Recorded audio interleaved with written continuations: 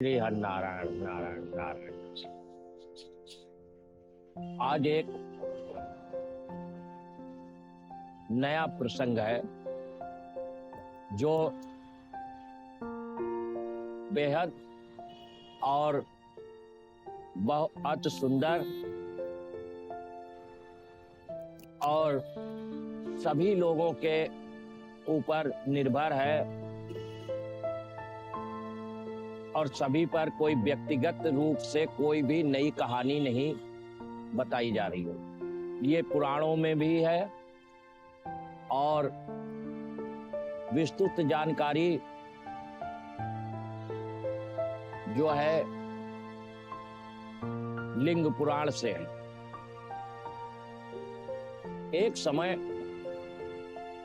एक व्यक्ति, उसका नाम दानवीर था। दानवीर तो क्या होता था कि नाम तो बड़ा अच्छा था दानवीर, लेकिन महाकंजूस था।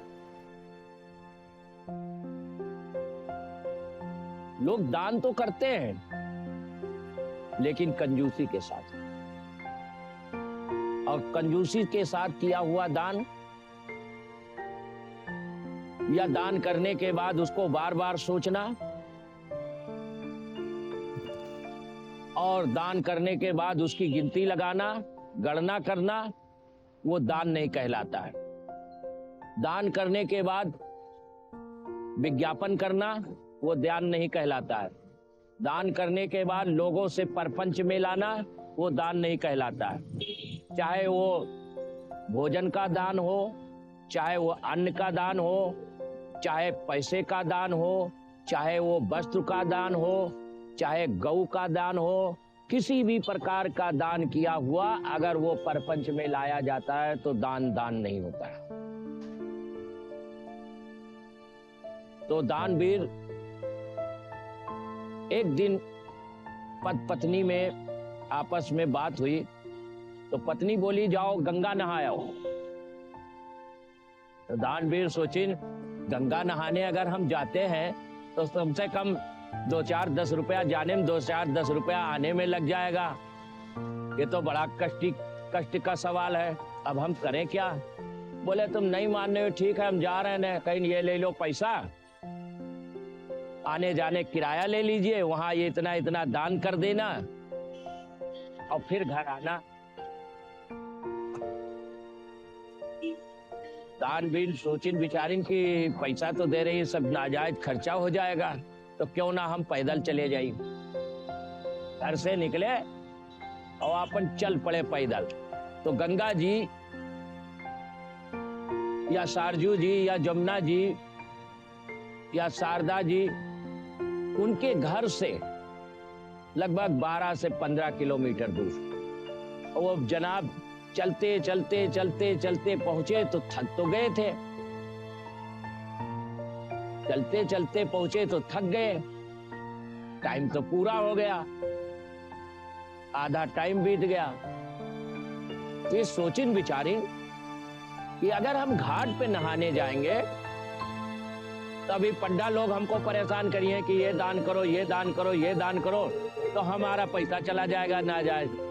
तो इन्होंने घाट छोड़ करके कौन से घाट पे जाई, तो सीधा सीधा मुर्गा घाट पहुंच गए। अब इधर उधर नजर मारिन, बचाए उचाए करके नजर, और सीधा सीधा बैठ गए, नहाने लगे। और जैसे डुबकी लगाइन और लगा करके ऊपर निकले और कपड़ा पहनने लगे तो विष्णु भगवान सोचिन कि है तो बहुत बड़े कंजूस, तो क्यों ना इनकी परीक्षा ले ली जाए, क्यों ना इनकी परीक्षा ले ली जाए। परीक्षा लेने के चक्कर में इन्होंने क्या किया कि पंडा का रूप धर करके सामने आए खड़े हो गए, जजमान कुछ दान वान कर डालो। अरे ये मुड़ के देखे, इनके तो आधा खून सूख गया। कहीं लो आगे जाए, जिससे हम बच रहे थे वही आग खड़े हो गए, कहीं कुछ दान वान कर डालो। तो बड़े उम्मा पड़े कि अब हम क्या करें। बोले भाई देखो ऐसा है, ठीक है कर डालेंगे, लेकिन हमारे पास तो कुछ है नहीं।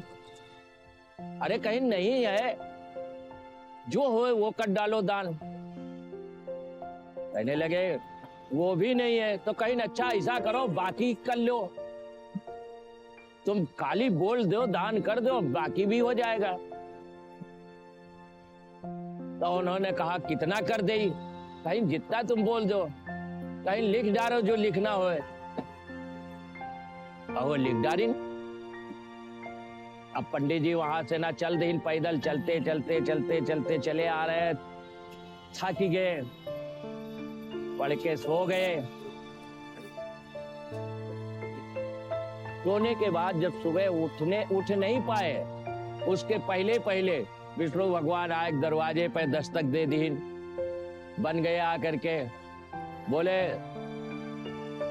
जजमान का हाल चाल है। अब उनकी जजमानी निकल के आई बाहर, बोली दादा बताइए, पंडित जी बताइए क्या बात है। कहीं कल जजमान गए थे गंगा किनारे, उन्होंने इतना इतना दान कर दी नहीं है, इसीलिए हम आए हैं उनसे मिलने। कहीं ठीक है, अंदर वो सो रहे हैं, जा रहे हैं, बताए दे रहे, अंदर गए बताए, कहीं की बताए दे हो कि घर में लेटे हैं तो वो बैठ गई है, कह दो फिर आए करके मिलना। और वो कहीं गए हुए हैं, घर में नहीं है। बाहर निकल के आई, वो बताई कहीं ऐसा है कि पंडित जी कहीं वो चले गए, फिर आना मिलना, फिर ले लेना अपना दान। विष्णु भगवान फिर मुस्कुराने हो, भाई वो तो परीक्षा लेने गए थे, मुस्कुराने घूम करके बैठ गए। कहीं जजमान ऐसा है खटिया गिराओ और यहाँ हमारे खाने पीने की व्यवस्था करो, और जब हमारा जजमान आ जाएगा मिल लेंगे, ले लेंगे, तब जाएंगे, हम यहीं रुकते हैं। अब वो रुक गए। उसके बाद थोड़ी देर फिर बीता, अंदर गई, बोली ऐसा ऐसा बात है, वो तो हुआ रुक गए, अब क्या करियो। थोड़ी देर बाद बोले जाओ बता दो कि उनकी तबीयत खराब है, इसलिए नहीं, बाद में आकर के पंडित जी मिलना, अपना दान ले लेना। बताइन कहीं जब हमारे जजमान के तबीयत खराब है तो हम कैसे जाई चले, अब जब हमारा जजमान ठीक हो जाए तब अब हम जावे, अब हम नहीं जाएंगे। फिर बैठ गए, अब और गाड़ी फंस गई बताई न ऐसी ऐसी बात है, वो तो कह रहे कि जब जजमान ठीक हो जाए तब जाएंगे। वो फिर सोची बिचारी, जाओ कह दो, हल्ला मचावे लागो कि जजमान खत्म हो गए। और वो अपना योगा जानता था, उसने योग में चला गया, जजमान खत्म हो गया, हल्ला मच गया। कहीं जब इतना बता दो तो वो अपने आप चले जाइए। विष्णु भगवान मुस्कुराने बोले आओ पर पहले चलो। बोले भाई जब जजमान हमारा खत्म होएगा तो हम ऐसे हालत में छोड़ के कैसे जाइए, इसका दाह संस्कार सब करा दे तब हम जाइए।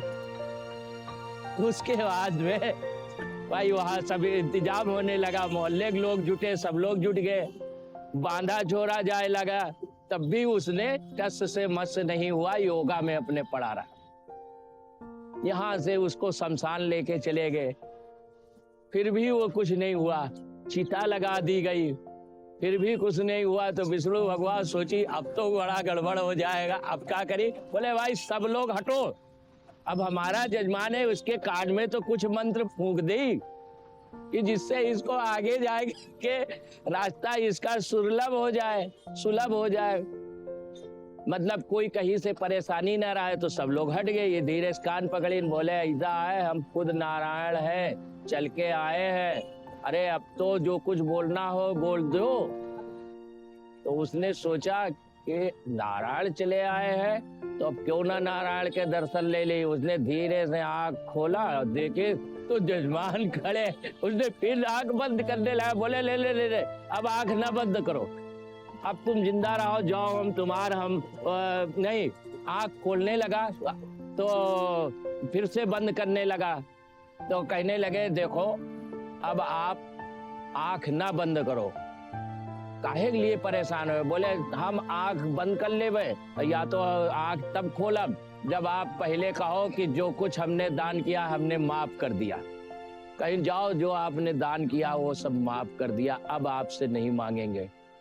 तब उसका तो छुट्टी मिला, मुक्ति मिला।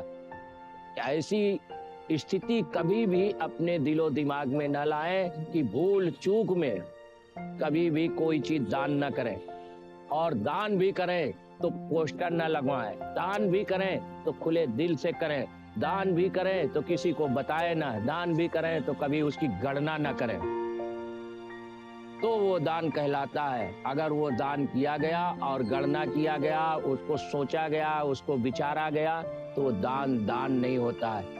इसलिए कभी भी दान करें तो उस मालिक को अर्पण करके। श्री नारायण नारायण तो कहना पड़ेगा, श्री नारायण नारायण तो कहना पड़ेगा। जिन लोगों को ये ज्ञान मिला है, अगर वो इस पद पे चलेंगे तो उनको मेरा वादा है, मैं 100 के 100% गारंटी देता हूं कि उसके बाल बच्चे कभी दुखी नहीं रहेंगे और खुद दुखी नहीं रहेगा। आने वाले समय में वो खुद चांद के तरीके से बढ़ता रहेगा, उसका परिवार बढ़ता रहेगा। नारायण नारायण नारायण।